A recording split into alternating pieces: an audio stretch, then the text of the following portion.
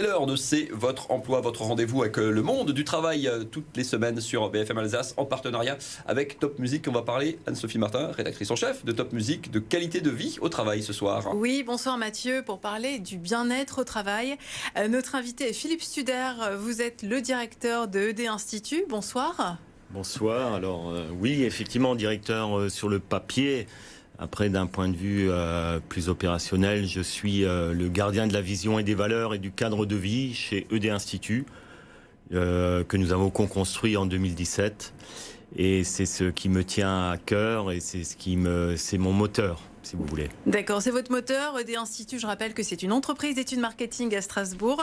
Vous proposez aussi un service d'accompagnement des entreprises pour générer du bien-être au travail. Et vous avez lancé un palmarès de l'entreprise où il fait bon s'épanouir. Et ce palmarès, on le connaîtra ce jeudi au musée Wörth-Erstein. Ce sera la 2e édition de ce classement des entreprises. On parlera bien sûr des bons élèves en Alsace. Et Philippe Studer, vous avez aussi publié en 2018 un ouvrage intitulé Le voyage inversé de l'entreprise à la tribu. Alors aujourd'hui, le bien-être au travail, c'est un sujet vraiment essentiel pour les entreprises et leurs salariés. Dans les services RH, on parle désormais de QVTC. Qu'est-ce que c'est exactement ? Alors effectivement, la QVCT, c'est la qualité de vie et les conditions de travail. On a rajouté le C il y a 1 an. On était plus orienté avant sur la qualité de vie et on s'est rendu compte que finalement, certaines organisations n'allaient pas au fond des choses parce que, si vous voulez, les ingrédients de la qualité de vie au travail qui ne sont pas visibles sont les plus importants. Alors, c'est un peu comme un iceberg. Vous avez le bas de l'iceberg où on est sur des notions justement de vision, sur des notions de confiance, de responsabilité, d'autonomie. Et toutes ces choses-là, ça ne se voit pas. C'est clair que le baby-foot ou la corbeille de fruits, ça va se voir dans une entreprise. Mais malheureusement, si vous n'avez pas travaillé le bas de l'iceberg, ça peut être très contre-productif. Oui, c'est la QVCT, hein, j'avais inversé l'acronyme.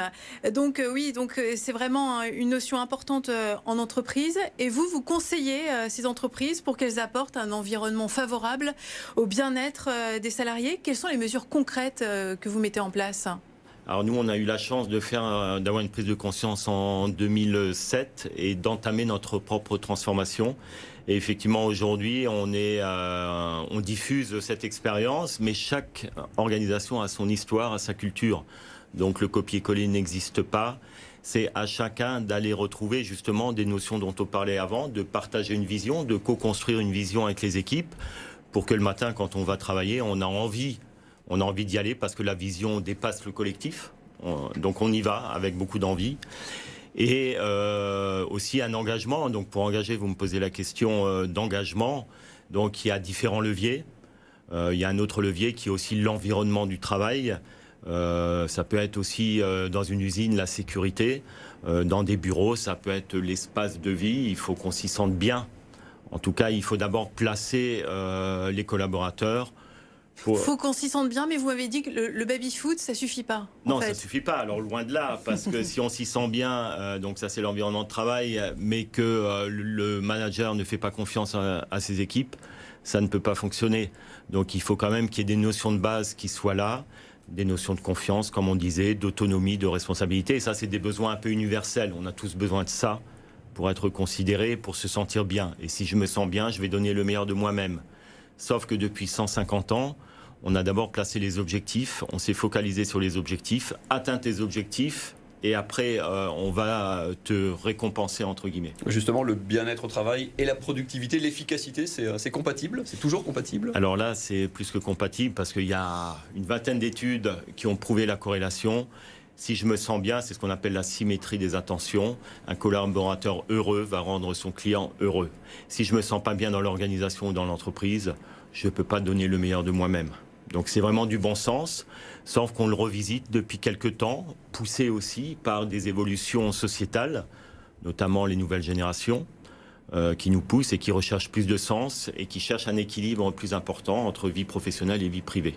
Oui, ça c'est la demande, l'attente des salariés aujourd'hui, de concilier au mieux cette vie personnelle et cette vie professionnelle. Et même la vie personnelle passe avant, c'est ça dans les derniers sondages? Sur la toute nouvelle génération, oui, et c'est plus latent, je dirais, c'est vraiment revendiqué. Et parfois les directions des ressources humaines, même si j'aime pas ce terme, aujourd'hui dans le nouveau monde, on parle plutôt de richesse humaine. Ils sont parfois déboussolés parce que les attentes sont surprenantes pour eux, mais parce qu'ils sont encore un peu dans l'ancienne posture. On peut parler des bons élèves en Alsace, nous donner un petit peu des exemples de bonnes pratiques? Alors c'est vrai qu'en Alsace, on a un terreau assez important d'entreprises qui ont pris conscience de ça et qui placent aussi l'humain, souvent même avant l'économique. Donc on est un peu dans ce terreau, entre guillemets, de valeurs humaines.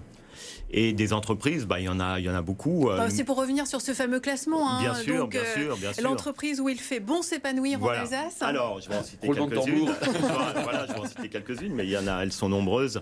On a une grosse entreprise, une grosse industrie dans le domaine de la cuisine qui s'appelle Schmidt Group, qui a d'ailleurs gagné l'année dernière dans sa catégorie industrie plus de 100 personnes. On a aussi des bailleurs sociaux. Je pense à Habitat de Lille, HHA, Habitat de Haute-Alsace aussi dans la région. Alors Schmidt Group par exemple, qu'est-ce qu'ils font concrètement? Pourquoi ils ont remporté le premier prix? Alors Schmidt Group, je vous donne une action, mais il y a toute une ribambelle. Ils sont beaucoup engagés aussi dans la RSE, responsabilité sociétale et environnementale. Et ce qu'ils font, par exemple, la patronne, la présidente de ce groupe, ouvre ses portes, ça s'appelle les déjeuners d'Anne, son prénom c'est Anne, c'est les déjeuners d'Anne, les petits déjeuners d'Anne, et vous pouvez, vous en tant que salarié collaborateur, venir poser toutes les questions que vous souhaitez directement à la patronne. Donc une fois par mois, c'est ça, le bureau de la j'ai plus la fréquence exactement, 20 secondes, chrono. Donc oui, ça passe par une écoute active, c'est ça, le bien-être au travail. Il y a plusieurs. C'est une posture managériale, c'est ça? Alors là, c'est une posture effectivement managériale, de se prendre le temps d'écouter l'autre. Et souvent, la problématique dans notre société moderne, c'est le manque de temps. Donc quand on se prend du temps d'être attentif à l'autre, c'est déjà un signe de respect et de considération. Et là, elle apporte de la proximité aussi. Merci beaucoup, Philippe Studer. On va parler emploi toujours dans un instant, juste après le jingle. On termine toujours, c'est votre emploi par différentes annonces. Anne-Sophie Martin, tu nous as concocté ta sélection perso? Oui, si vous êtes passionné par l'industrie automobile, à Mulhouse, le constructeur Stellantis recrute en CDI des conducteurs ou conductrices d'équipements industriels. 30 postes sont à pourvoir et Stellantis propose une formation qui débute le 30 octobre ou alors le 20 novembre. Et si vous êtes intéressé, rendez-vous au Pôle emploi de Mulhouse-Drouot. C'est ce vendredi à 8h45 ou 10h30 et il est nécessaire de s'inscrire au préalable sur le site de Pôle emploi. Un petit peu plus au nord, direction Colmar, le Cora de Houssen notamment qui recrute lui aussi. Oui, Cora alors recrute en contrat de professionnalisation et le contrat de professionnalisation s'adresse aux jeunes âgés de 16 à 25 ans et aux demandeurs d'emploi de plus de 26 ans. Rendez-vous ce vendredi à la cafétéria de Cora avec votre CV pour participer à un job dating. Et plusieurs postes sont à pourvoir, hôtesse de caisse, employé drive, employé libre-service et employé de cafétéria. Et toujours sur le podium des offres d'emploi, développement informatique. Oui, avec Amaris Consulting qui vous propose une reconversion professionnelle. Dans un premier temps, vous serez formé pendant 3 mois pour vous préparer au mieux au métier de développeur informatique. C'est une formation qui va débuter en novembre et qui est donc dispensée en distanciel. Il est demandé tout de même un bac+5 en filière scientifique, c'est indispensable. Et si vous souhaitez postuler, vous pouvez participer à une réunion d'information à l'agence Pôle emploi de Schiltigheim. C'est ce vendredi et ce sera suivi d'un bref entretien avec l'employeur. Eh bien, merci beaucoup Anne-Sophie Martin pour toutes ces infos. Merci beaucoup Philippe Studer d'avoir été l'invité de ce C'est votre emploi, notre rendez-vous avec l'emploi et le monde de l'entreprise chaque semaine sur BFM Alsace en partenariat avec Top Music.